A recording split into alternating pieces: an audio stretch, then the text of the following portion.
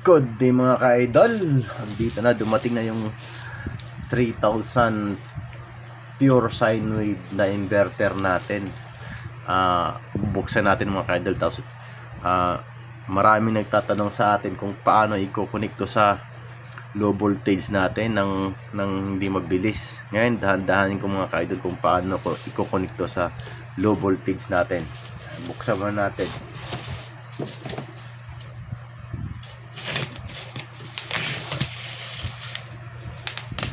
Yan mga ka-idol, malaki. Malaki na pala yung 3,000, no?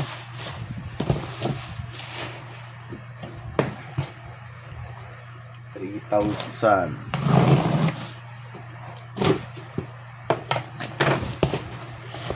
Ayan mga ka-idol. Kaya pala mahal. 5,000. Ito na siya mga ka-idol, oh. Ano, 3,000 power inverter, pure sine wave, 12 volts. Dalawa na ang pan.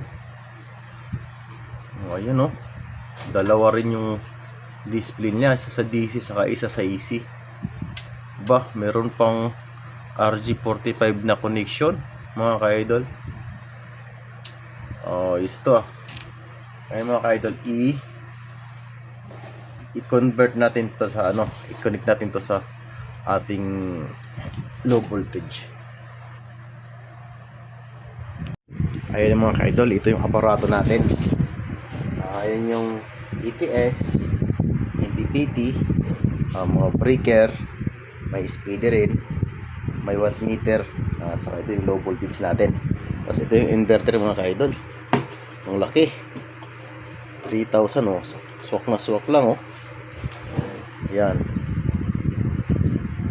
Bubuksan natin ito mga ka-idol para kukunik natin sa ating ABS sa ating low voltage. Ito na mga ka-idol, bubuksan natin. Tanggal natin ang apat screw. Ayan. Ayan yung laman niya mga ka-idol. Ayan.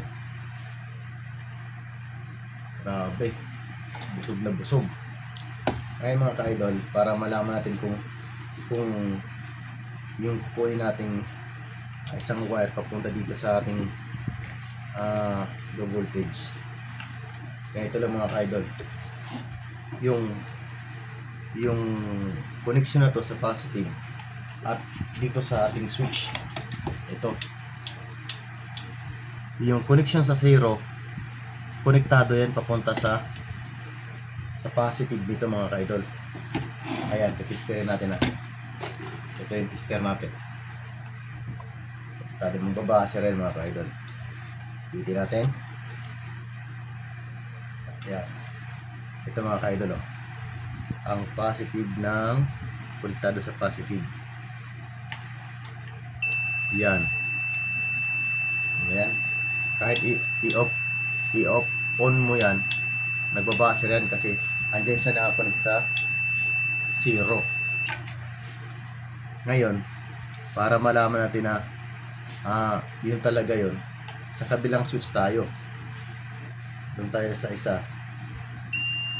Ayan mga ka-idol, oh, wala na siyang buzzer. Mahina. Pero pag i-on ko, malakas. Ayan. May karga pa siguro capacitor. Yan mga ka-idol. Diyan tayo kukuha ng switch. Ito sabihin, konektado na to. Itong isa na to, ito papunta sa switch. Ayan, konektado dito. Yan mga ka-idol. Ngayon puputulin natin to. Meron tayo ng cutter.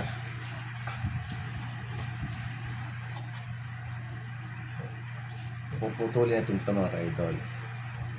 Ayan. Pag naputol natin to,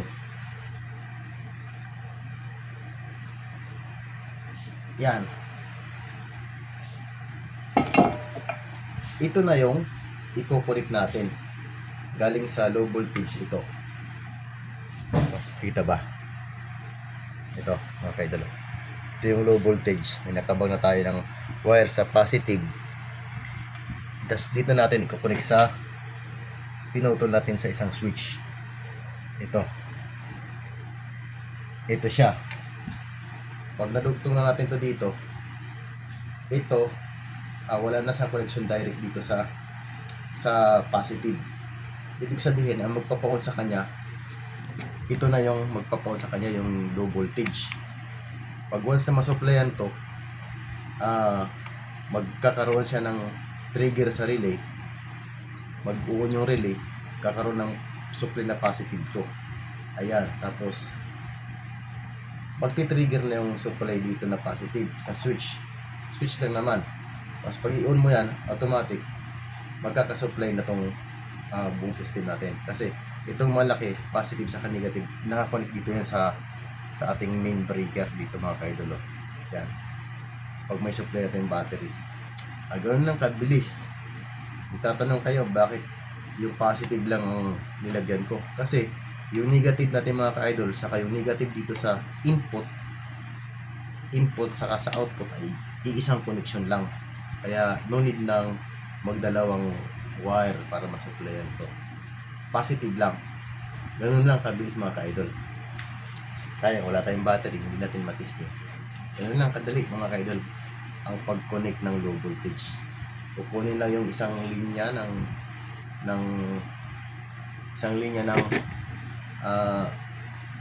positive papunta sa switch, yung nagkakat ng power, at doon tayo magtatap ng positive galing dito sa low voltage, galing dito.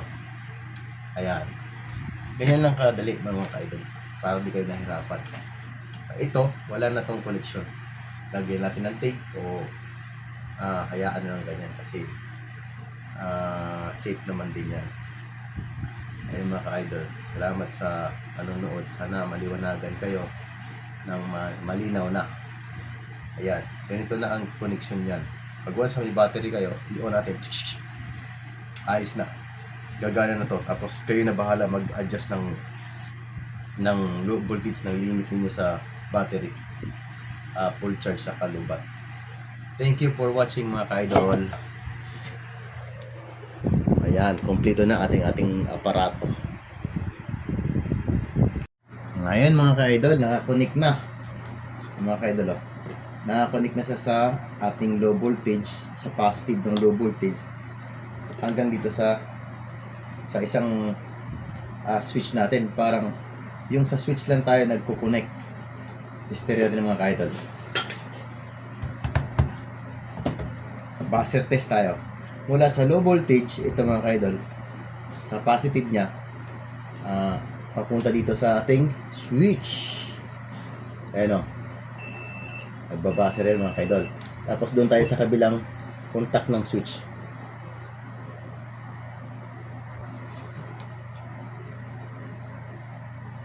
Ayan, walang basa rin mga ka-idol kasi naka-off. I-on natin. Ayan o, tapos off natin. Yan, wala mga ka-idol. On. Bali, ang positive natin mula na sa low voltage. Yan, naka-on yan. Dapat may buzzer to. Yan o.